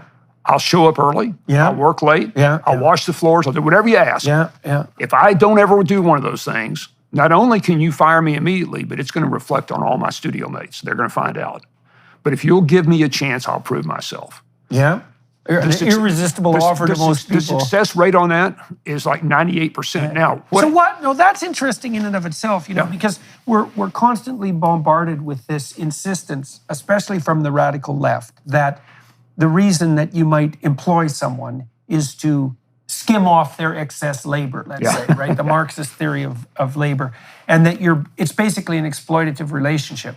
And you can be cynical about this. You say, well, no kidding, the businessmen are going to agree because now they've got free labor. But that isn't what happens. Like what happens is that, and you have to be unbelievably cynical and blind and believe that the world is motivated by power to believe anything other than this, is that the ability to act as parent proxy is there in all of us to the degree we can be parents. And it's extraordinarily attractive to offer people the opportunity to establish a relationship with someone who's young where they're fostering their development. I think that's a primary source of human gratification. Well, I actually think there's also something that's, I wouldn't call it cynical, but it's a little more self-interested, that the people who are being like very generous, because this is, it's hard to have an apprentice. Yeah. But we've seen this happen at the Acton MBA. I think they're looking up to you as the Wizard of Oz, and you're seeing in them a young you. Right. And there's this sense of, that reminds me of myself. Yeah. And, that's the best part of myself. The best part of myself. Yeah. And in fact, if I had this at that age. Right. And so I'm so attracted to this. But anyway, through this process, what do you learn how to do? You learn how to find something to do that matters in your life, serving someone else. And by the time you're you also learn how to ask someone, you learn how to suggest in an attractive manner to someone how they might offer you an opportunity. This is one of the reasons it's so useful to teach your child, to help your child develop extremely polished manners. Yeah. And because what happens if you have well-mannered kids who say please and thank you and who know how to shake hands and introduce themselves and who are sensible enough to listen to an adult, then they will charm the adults, and not in an instrumental way, a manipulative way, but they'll charm the adults, and the adults will reveal the best part of them, and then they'll offer the kids all sorts of opportunities. And so what a deal that is for your kids. And we see that just happen over and over. And what do we have to do? Nothing. We don't set these up. We don't matchmake. Right. The young people go out and do it all with parental permission, and with the parents have to sign off it's safe. But they're out there doing. Our boys went through amazing. They ended up their final apprenticeships were at SpaceX. Right. And you know what? They did that on their own. I mean, that was that's great too, because that makes it their accomplishment. Oh, that's absolutely another thing that's so useful about not doing too much for other people. Isn't it? So one of the things that, as a therapist, it's very easy to steal your client's success and to slough off their risk. So, for example, if you come to me and say, well, do you have some advice on the career front? And I say, well, this is what I think you should do, and this is how I think you should do it. And you go out and you do it. It's like, it's not obvious at all whose victory that is. Right. And then if you go out and fail, well, I failed as a therapist, but not as much as you failed. So it's like your skin. I'm going to claim the victories and let's slough off the failures. Yeah. Well, this is why, by the way, we don't ever talk about the success of our graduates, because it's their success. We just want to hear us talk about that. I mean, we just don't. It's their success, not ours to claim. And it also brings up the hardest thing we have. It's not the young people, it's the parents. And I asked our son the other day, a good friend was working on something about fatherhood. And I asked our youngest son, Sam, I said, this whole fatherhood thing, you would understand it better than I have because you're the customer, right? You're the person. And said, so what advice would you give my friend about fatherhood? And he said, when you're younger, you just want your parents around and to pay attention to you. Yeah. Not coddle you, but just to be there. And he said, but once you get into kind of middle school, you're really around your peers, and your parents, their job then is to be a good role model. And he said, and this is what chilled me, he said, so to be a good father, all you can do is work on yourself. Yeah. And that's why it's so hard. Yeah. And I stopped and I went, oh my gosh, have I worked on myself? And but it was just like this from a 19-year-old. It's like, as a father, I need to love my child and work on myself. Yeah. And that's the way the child will be healthy. The reason when we have a problem, it's generally the parent, over-parenting or wanting to intervene for the child. Yeah. And they're prohibited by contract from doing that. They sign a contract that says, I won't do that, and then they'll do it anyway. Right. And so it's very hard for parents to let go of it that is hard. if that's their habit. It is hard. I mean, and there is a narcissism in that too, because then the parent gets to take credit for the child's success. Right. And to trumpet that. And, yes. And that's Well, that's that whole Oedipal mother nightmare that Freud outlined so brilliantly so long ago. It's like, and it's hard if you're a caregiver, again, to give the devil his due. Yeah. And I think it's probably harder for women because they have to give their all to their infants in a self-sacrificing manner. Yes. Because infants require full, dedicated, this isn't about me care. The problem is, so the psychoanalyst said, the good mother necessarily fails. And what they meant by that was the woman is faced with this terrible necessity of dispensing with that full-fledged maternal care incrementally and facilitating the child's movement forward. And I think it's very useful for a woman to have her masculine side developed for that, or to have, more likely, to have a male partner around who's more oriented towards encouragement than let's say, that intense maternal care. But it's definitely the case that you want to foster in your children and in the people you're mentoring that ability to do things on their own. There's a rule of thumb for care of elderly people. It's a very good one. Never do anything for the person you're caring for they can do themselves. Right? And that's because you want them to keep doing everything they can. Yeah, you don't want, and you want them to retain their dignity, and you don't want to steal from them what responsibility they have left, and you want to encourage their autonomy, if for no other reason, then you're not going to be overburdened with having to do everything, right? Right. So, so let's, 2 questions here. One is, how do you develop that community ethos that orients the entire community to regulate the behavior of the members in a positive manner? How do you bring that about? You're continuing to play game after game after game with different kinds of motivational systems. So sometimes it's the hero's journey and more of a Maslow's hierarchy kind of feeling or a Jungian feeling. Sometimes it's being rewarded with extrinsic rewards. Sometimes those are squad-based. Sometimes they're individual. Sometimes they're the whole studio. Sometimes they're all. Right. So you're just playing game after game after game. So it's an aggregation of playable games. It's a lot of experiments going on within a rubric that is rewarding this feedback and collapses. And then part of it is it's hard because the studio will completely collapse. And as an adult, you want to step in and fix it, right? Yeah. And so we say, okay, step back, take a deep breath, leave it alone. Okay, collapse in what way? What have you seen happen? There's 2 cliques, and they're arguing about something, and the civility's broken down. And so social fragmentation, or excellence. The people have kind of gotten blasé about excellence. Or I saw something interesting in our high school in our launch pad. They had built such a complex, cool society that and you know this from having run companies. If you're not careful, you build up so many rules that your company becomes a bureaucracy. So they were getting to that stage. It was a beautiful society, and they looked at it and they said, "We're going to do away with all but 3 rules." And if we want to put a rule back, the first thing we're going to do is ask the person the rule is being instituted for, why do you not want to be here? Because right? So we're not going to put a rule for the edge case. We're going to deal with the individual and try to listen to them. And maybe they need to leave for a while, or maybe we need to help them. And so you just see these simple and complex set of experiments, and they're learning by doing and watching. And so when you either get, a tyrannical situation or a Lord of the Flies going on, you step back once, and then it always gets worse. You step back again. And here's the magic that happens. At that point, 3 or 4 of the sheepdogs, we call them because they're the ones that get the wolves, will come to you and say, we don't want to live like this anymore. And then you say Socratically, well, do you think you would like to try a pure democracy or a democratic republic? They might not even know at age 8 what that is, but they have the internet. They can go figure it out. And they'll come back and have a town council meeting and vote on a new structure. We had one time we were actually right. So now they have a problem with governance, and now they have the motivation to find out what good governance means. So we got actually ejected as the guide. I got ejected from the studio because they didn't want me in there anymore. So for a week, there'll be a week go by and no adult goes in our middle school. It runs itself.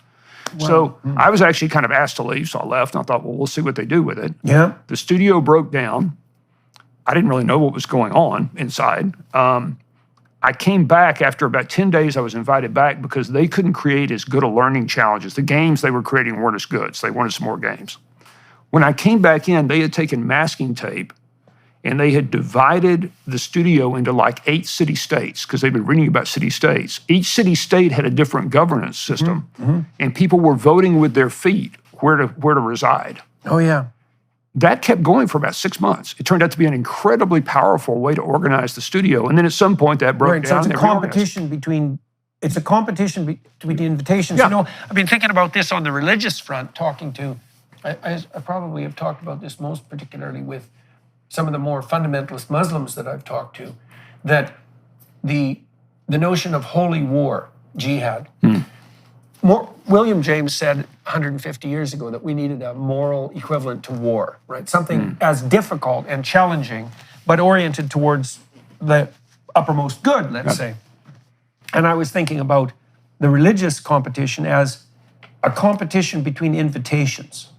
And so the idea would be, and this is sort of like the idea that as an adult, you're a role model for your teenagers. Like, all right, so you've got this set of principles on the Islamic side, let's say.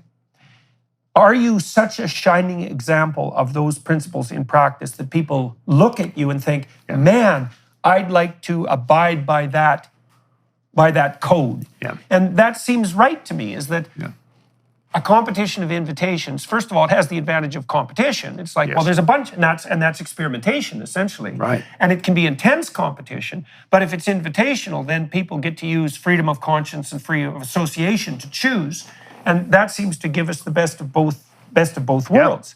So how did you manage to motivate yourself to stay the hell out of it when things were... Well, it's where I was lucky that having been in Harvard Business School and been among the best Socratic teachers in the world, having practiced Socratic teaching, and we had all these hotshot entrepreneurs that came to teach with us at the MBA level, but you had to help and work with them and yourself to keep your ego out of it. So, if you're teaching a case and all of our teachers were very exceptionally successful entrepreneurs. You want to step in and give the answer, right? Yeah, but that was faster. But that was forbidden. Like you would get ejected from the teaching corps for doing that. And so we all agreed to live by a contract, and we had micro routines we would execute. Just like in the studio, there's all these micro routines layered upon each other. Yeah. And so I was just equipped. I want to give an answer as much as anybody else in the world, and I do sometimes. I shouldn't. Yeah. But I'm equipped to say it's so much more powerful to say, would you do A or B next? Well, for the men that are listening, this is a useful thing to know about your wives. It's true in interpersonal communication in general, but, your wife is going to sit down with you and lay out her complaints about whatever happens to be happening.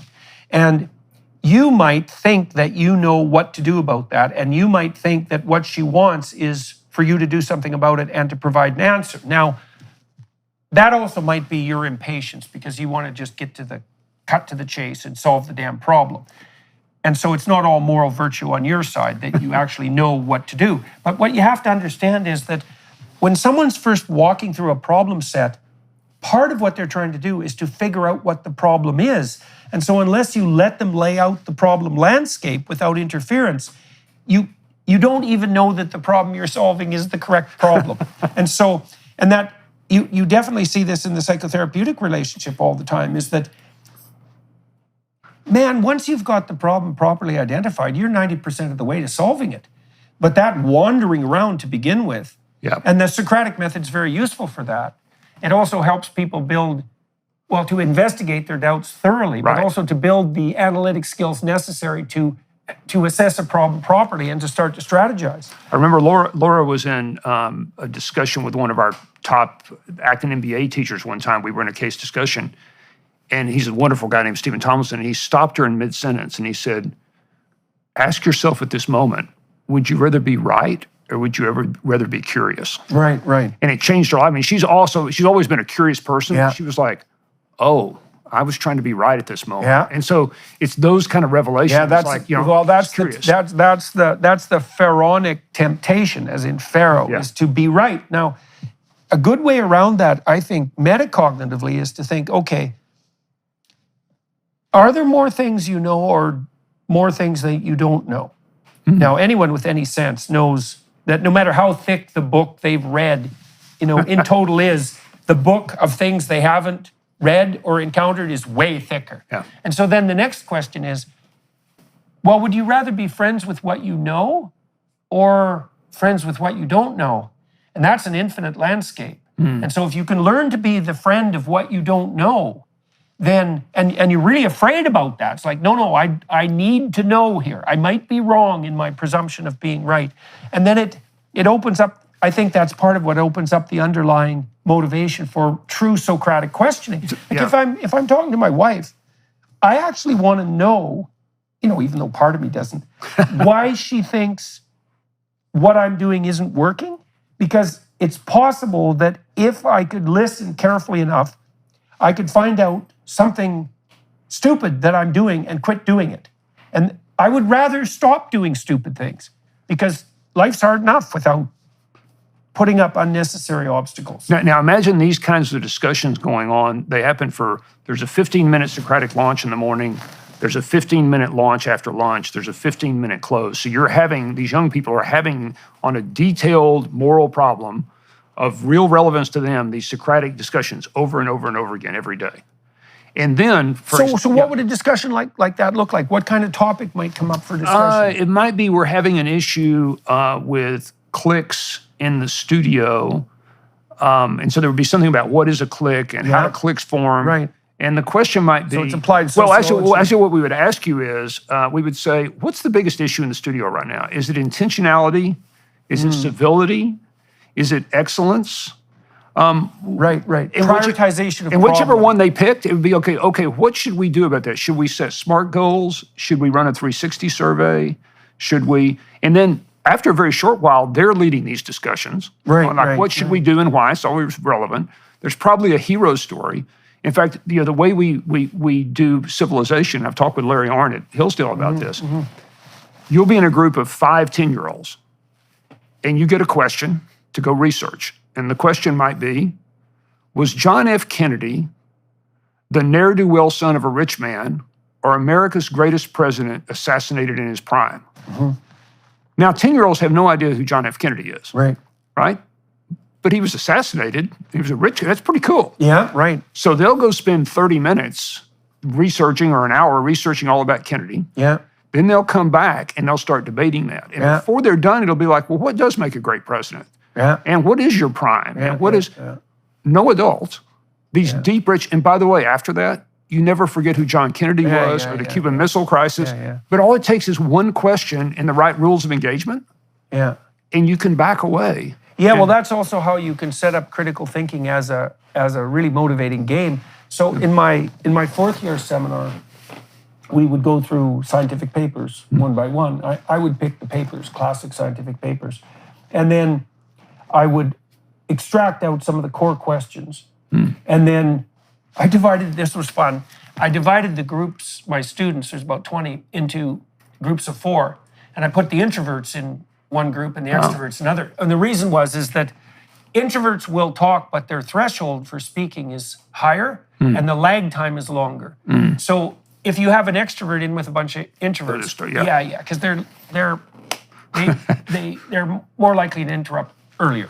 So I'd put the introverts together. So that was fun. And I would assign a side of the question arbitrarily. And the rule was, look, I don't really care what your opinion is about this issue, not because I don't care about your opinion, but because it's worthwhile to explore the entire problem set, and it's very worthwhile to learn to think critically. And to think critically, you have to take opposing sides. And so the students would have this discussion, and then the rest of them would vote on the outcome. And it was extraordinarily engaging, and the students really liked it, and they would spend in-class time doing the investigation right then and there, right? Without you having to do anything, right? Well, we did the same with the Revolutionary War. You have the Tories, you have the Patriots, and then you have this group in between. It was about a third, and a third. Yeah. And then it's like the two sides, the Tories and the Patriots, have to argue, and the people in the middle are going to vote with their feet, and you're going to see who won. So there's all sorts of just experiment after experiment afafter experiment like that. Right. And so that, so that's what Pajot, my friend, I have a friend who's a very deep religious thinker, and he's developed a model of governance that's very much like that, that's extracted out of the Exodus story. It has to do with the distribution of response. So imagine there's tyranny and chaos, and so that'd be tyranny and slavery, let's say. And then there's a model of good governance that is the alternative to both of those. And it's something like distributed responsibility and something like this idea of nested games. So in the subsidiary organization, an individual has responsibility for himself, and then paired individuals have responsibility for their family, and then paired families have responsibility for the community, and then paired communities have responsibility for the state. And there's games going on at every level that are, well, they should be games that are guided by the spirit of the logos fundamentally, but it should be distributed at every single level. And that's the opposite of a totalitarian system. So instead, like in a totalitarian system, every single person lies about everything all the time. And in a well-governed system, the opposite of the lie isn't the truth. It's more like something like the humble approach to expanding knowledge. Right. It's an experiment or something I'm going to try. It's a way of generating new knowledge. Well, so think about the individual, the squad, the 36 people in a cohort, and then the whole campus. Yeah. And then you have people that are also doing, they're specializing in chemistry versus math. And so you've got all these mixes like that going on all the time. Right. And out of that comes a culture. Right. And also because you have that diverse range of options. So the answer to the problem of inequality isn't equality. The answer to the problem of inequality is a diverse enough game so that the distribution of inequality is normal. Right? So, like you said, you can be a good plumber, you can be a good abstract mathematician. It doesn't matter. They're both infinitely playable games, and they're infinitely expandable games. Well, and the question that keeps getting asked over and over again, so one of the other things they go do is they go do what are called Stars and Stepping Stones interviews, where you'll find people you admire who are between, if let's say you're in high school, your age and 25 and 40, and then over the age of 60. So there's a range. And you'll go, and what we found by doing thousands of those is at the age of 60, most people ask the same three questions. They phrase them differently, but it is, did I contribute something meaningful? Was I a good person? And who did I love and who loved me? Those three questions, even at age 8, are always on the table. Say them again. So, did I contribute something meaningful? Right. So meaningful, specific. Meaningful. Was I a good person? Who did I love and who loved me? Right. Now, I bring that up because we could pick, you and I could prioritize those differently and both win the game, right? Right. So you're always asking, and by the way, those questions mean something different. Was I a good person means kind of black and white moral choice at 11, or maybe even 15.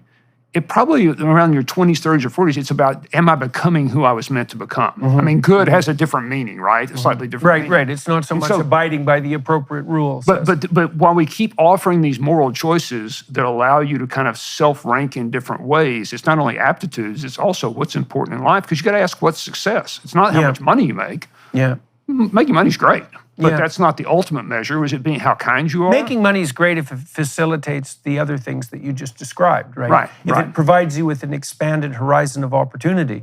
It's not so great if it enables your hedonistic impulsivity. In fact, it can just kill you. I had lots of clients who were fine when they were broke. Yeah. But one client in particular, he used to get his unemployment check. He was disabled and workplace injury. And he was a pretty simple person, and he was easily exploited by psychopaths, and those were his friends. And what would happen to him is he'd get his unemployment check, once a month, and so he'd have lots of money for 3 days, and it was off to the bar and nose deep in cocaine and face down in a ditch, and all his terrible parasitical friends would gather around him until his bones were plucked dry. Like vultures, eventually that killed him.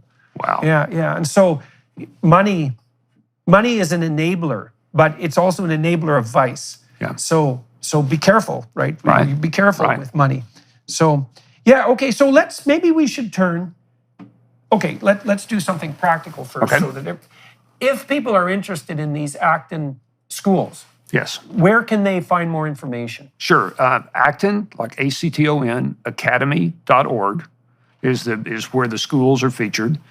There's also something fascinating we do if you want to take a mini step. It's called the Children's Business Fair, where children will come and for one day pitch a business. They'll have a business where they sell things. Oh, yeah. We will have this year 1,000 of those fairs across the United States and across the world. And we'll serve about 50,000 young people. And all you have to do if you want to start one of those, that's kind of a stepping stone to an Acton, is put out 7 tables in your front yard and have your kids tell their friends. And we have a whole system that we pay for everything. We provide prize money. It's just the thing our family wants to do. And so, and where can people find information about Children's that? Business Fair. If you just Google that or childrensbusinessfair.org. There's a 2-minute video. It shows how you can start one in your backyard, or actonacademy.org if people are interested in the school. Okay. Well, we'll make sure we put those links in the description. Now, we haven't talked at all about higher education. Maybe we should diverge into that momentarily. So we could talk about my mystic ventures in reform under Governor Perry, Texas Governor Perry. I think I'll leave those for something more positive, and just talk about what are we seeing from our super competent high schoolers, who we call launch padders because they're launching out in the world. And what we're seeing increasingly is a belief that many colleges are about prestige, and what they're about is competence. Yeah. And so, of course, if you get a free ride to MIT and you're a gifted engineer, you go to MIT, right? I mean, of course you would do that. Yeah. Would you pay $400? So far, right? Yeah. Right? No, that could all change. Yeah. If you're, from well, doesn't matter who you are, should you pay $400,000 from a no-name degree that won't get you a job from a place no one's ever heard of? No, that's a terrible idea. So we're seeing that with all of these apprenticeships, our launch padders are coming out and they can get into whatever competitive college their scores are high enough to get into. Yeah. But about 4 out of 10 are going directly into industry and maybe hacking a degree somewhere on the side. But they've realized, so I think we're seeing our best and brightest begin to vote with their feet. Yeah. And begin to think of college as a tool that may or may not be necessary. Think that's more true of the boys? No, I think it's pretty equally true. Now, I will say,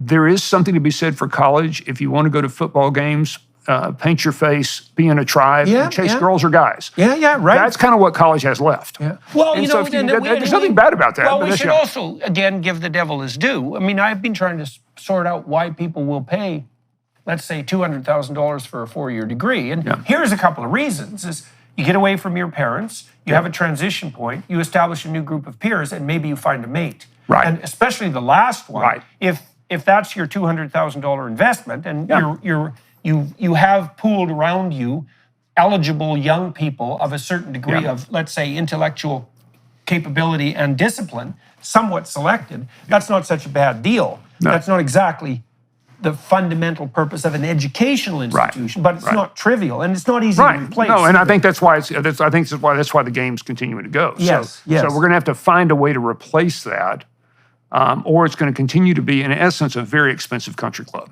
Right. Yeah. I mean, it's a very expensive country club, and now it's a very expensive dating. Country cult. Yes. So and that's definitely a problem. And I think my friends that are in higher ed and that are thoughtful have seen this coming. The other issue that higher ed faces is, as you well know, they make all their money on the freshmen and sophomores teaching them with adjuncts. Yes, right. And so then the upper division courses are very expensive, taught by tenured faculty. Right.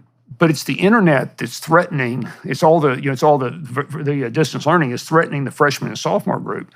But if they lose enough of that group or have to discount, then the whole model turns upside down, and higher ed has no way to cut cost. Yeah. They can't because they can't cut costs. So. Also, let's talk about cost. So we were talking last night, you said in Austin, it's $32,000 a year per student. That's the public education cost. Right, for K-12. But that's also that's an underestimate. So let's So my belief and what I've seen is that doesn't include all the facility cost properly accounted for. Right. So the number's somewhere north of 32,000 last saw, and that ranges from 20,000 around the country to much more than that. And you were going to ask, I think you were saying cost at Acton Academy.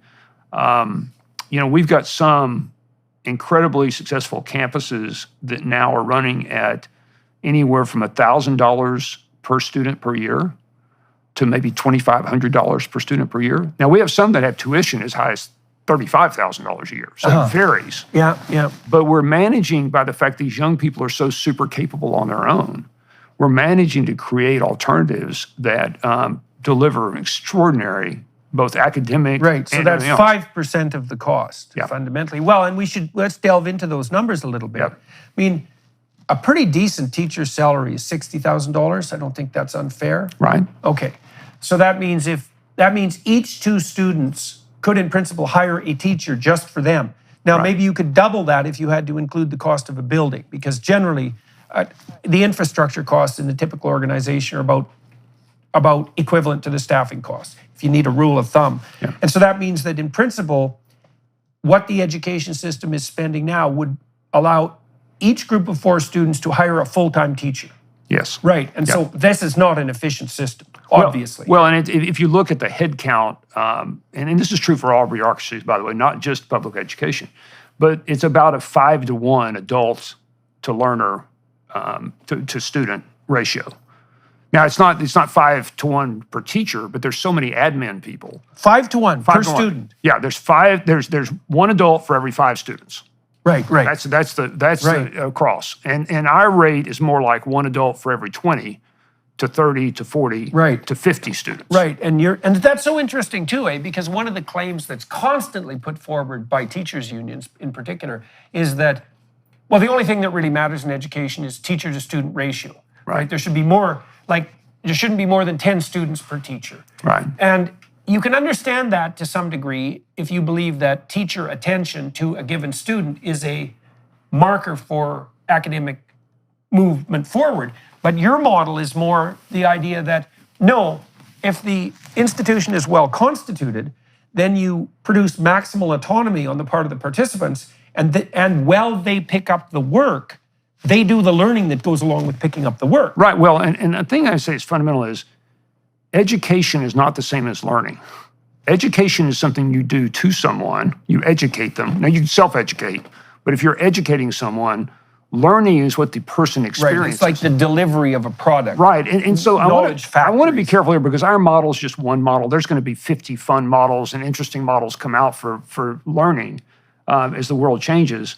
And, you know, my great-grandfather was president of a university. He's buried on their campus. I mean, I came from my wife's mother, Joanna, was one of the incredible teachers in Oklahoma City. In fact, a quick story that's worth telling about that. We were having one of these exhibitions I talked about, and this woman comes up to me, and we're in Austin, Texas, and she comes up and she said, you know, this reminds me of my 8th grade science teacher. And she said, I live in Oklahoma City. I came to see this, and it reminds me of her. And she started describing this wonderful teacher who was Socratic and who did all the things. And she said, she got finished, and I said, and her name was Joanna Anderson. Oh. And the lady said, how in the world could you have known that? And I said, because that's her daughter, Laura. And the woman just started crying. And she said, that lady changed my life. Right, so adults have an important role to play in a child's life. Yeah. That role shouldn't be to be an authoritarian, you know, having order to sit at a desk where a bell rings every 45 minutes. Yeah.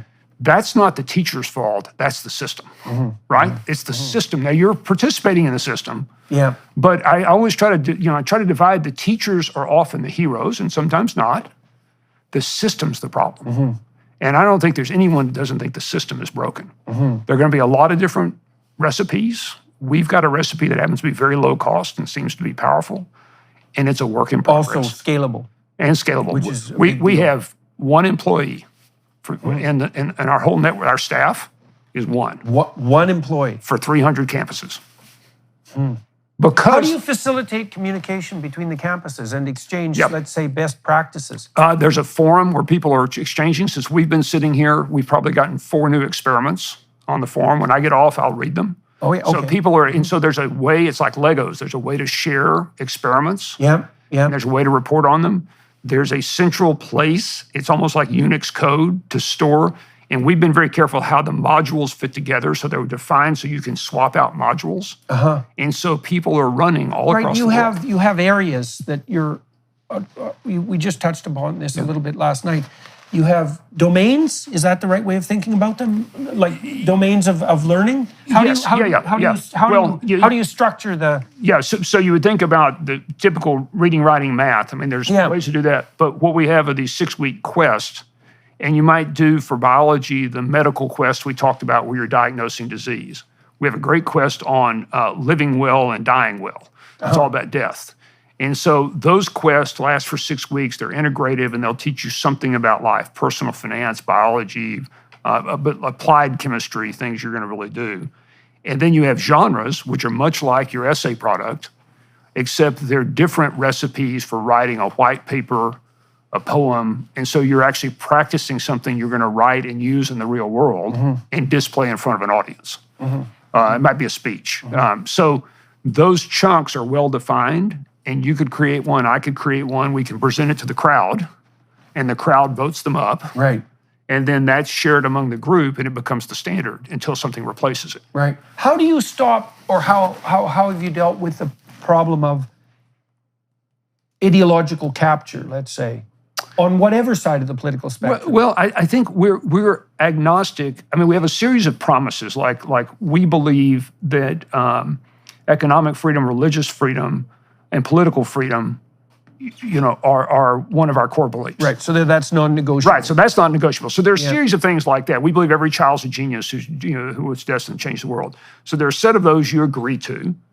And everything else is up for fair debate. If you can make and we've had... Right, so you have a limited number of core principles. I had committed communists, in my group of high schoolers that would debate why Marx was right. And it's fascinating to listen to them. In fact, there were times I was like, that's a pretty dadgum good point. I'm a committed capitalist. It's like, that's market failure. That's an interest. So everything's up for debate. Nothing is up for not saying something about the truth, and it's all to be tested. So there is no ideological capture from the left or right when you have to actually test things in the real world and debate them. And can you be wrong? Of course you can. And has the spread of, let's say, woke culture, to use a somewhat awkward phrase, has that produced a challenge to the operation of your institutions, or are people just sidestepping that problem altogether within the confines of your organization? Well, so if you came from, let's say you came from one of the protected woke classes that people talk about. If you want to be gay, I'm going to be tolerant of that. That's not, I mean, that's your choice, right? I'm not going to, now we could talk about the impacts that's going to have or what it's about means, but it's just an honest conversation. And so, right. Well, though, people who are different in their proclivity, like temperamentally or sexually, let's say, are still going to have to contend with the fact that they have to integrate that within a community. Difference is good. Now you stand up and say, I'm a victim. Yeah, right. And it's like, well, okay, why are you a victim? Well, let's explore that, because victims aren't okay here, so what are you going to do about it? Well, I'm going to post on Instagram. It's like, well, what else might you do besides that? I really care about this.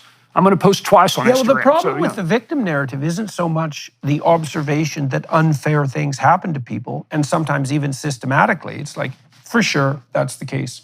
The issue is, do you remove from yourself all sense of agency and competent power by construing yourself as the tragic victim of hyper-powerful and irresistible forces? And if the answer to that is yes, all my agency is removed, then the victim narrative is actually what's victimizing you. Right. And so if you said life's unfair, the answer would be, of course it is. What are you going to do about it? If you're not willing to do something about it personally, then it must not be that big an issue. Well, it's also the case that life is unfair in weird ways. One of the things that the Marxist types, for example, point to is the fact that, wealth is concentrated in the hands of a few, and that tends to be the case. And they tend to be older.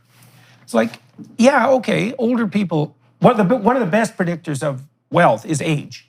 Right. So, but then you think, well, wait a second. Are we really so upset about that? First of all, it isn't obvious to me at all that, the typical 75-year-old wealthy white male would probably give up 99% of his fortune to be an attractive 18-year-old male.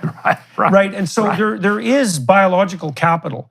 Right. And when you're young, you have a lot of biological capital. And then possibly what you do is you exchange some of that biological capital for monetary capital as the biological capital deteriorates. And it doesn't look to me that, like, it's not self-evident at all that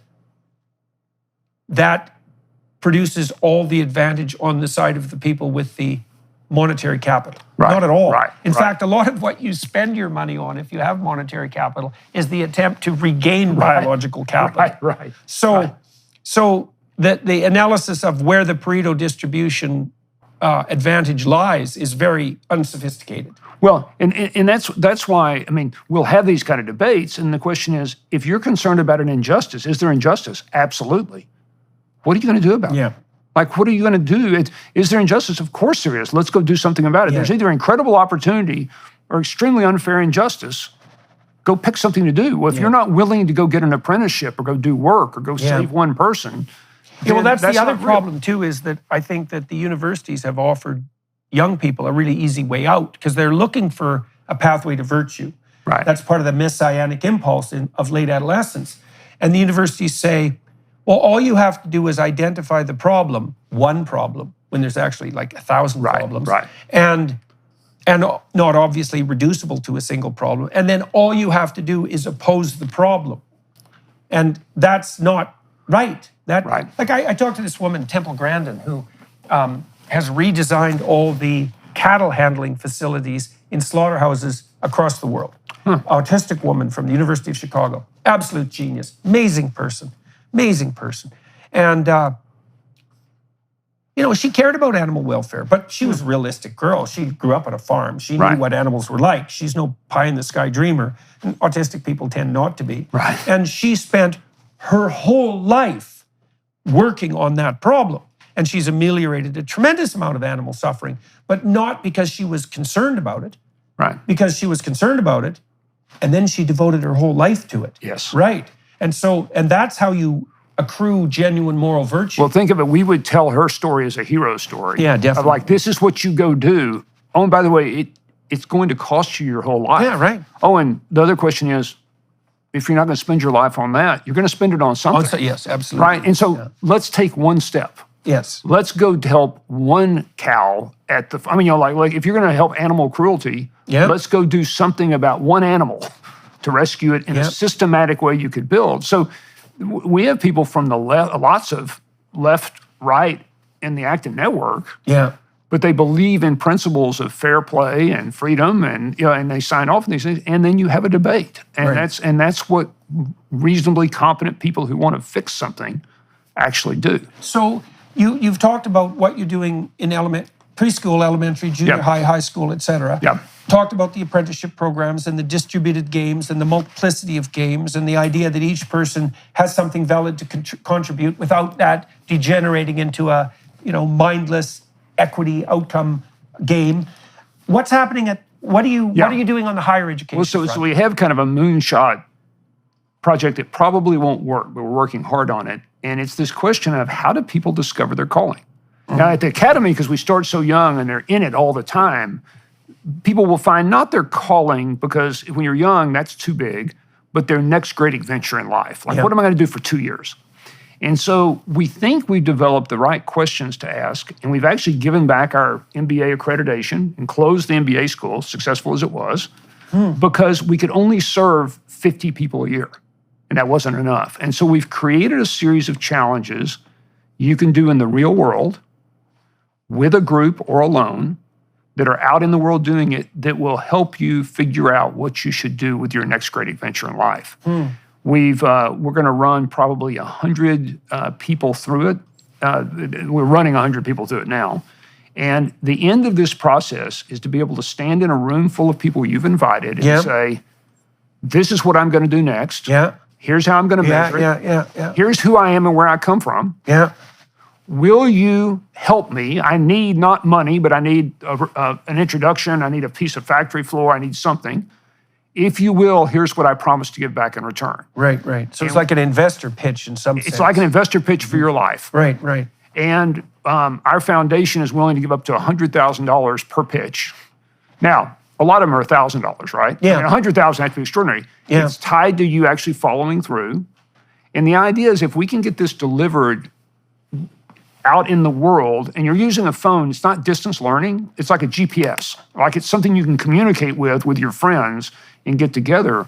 We're trying to see if we can find the patterns of how people actually stumble into an adventure or calling. Yeah. And then Yeah. by these talks, having them like TED Talks all around the country. Yeah. And that we're going to use that for our high schoolers, but also use that to attract people of that age and college age to try to find what they want to do with Yeah, their lives. yeah, yeah. So that's a grand experiment. It's in the early stages. Yeah. Well, we tried that, as you know, we tried that a bit with our future authoring program. And one of the ways that we've helped people narrow in on that, it's like, well, what do you want to do? Well, that's a pretty vague question, and it's very global, and so it's complex and daunting. And so we broke that down into 8 things that people generally do. You know, what's your vision for an intimate relationship?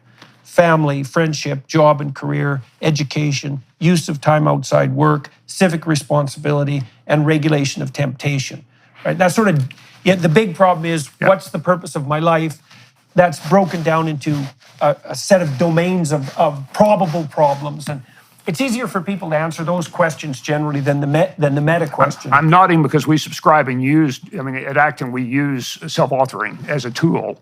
And also in this project, we've looked at those individual areas and broken them into something you might do. So example, for the family, you might have with your friends a Socratic discussion. It's your daughter's first dance recital.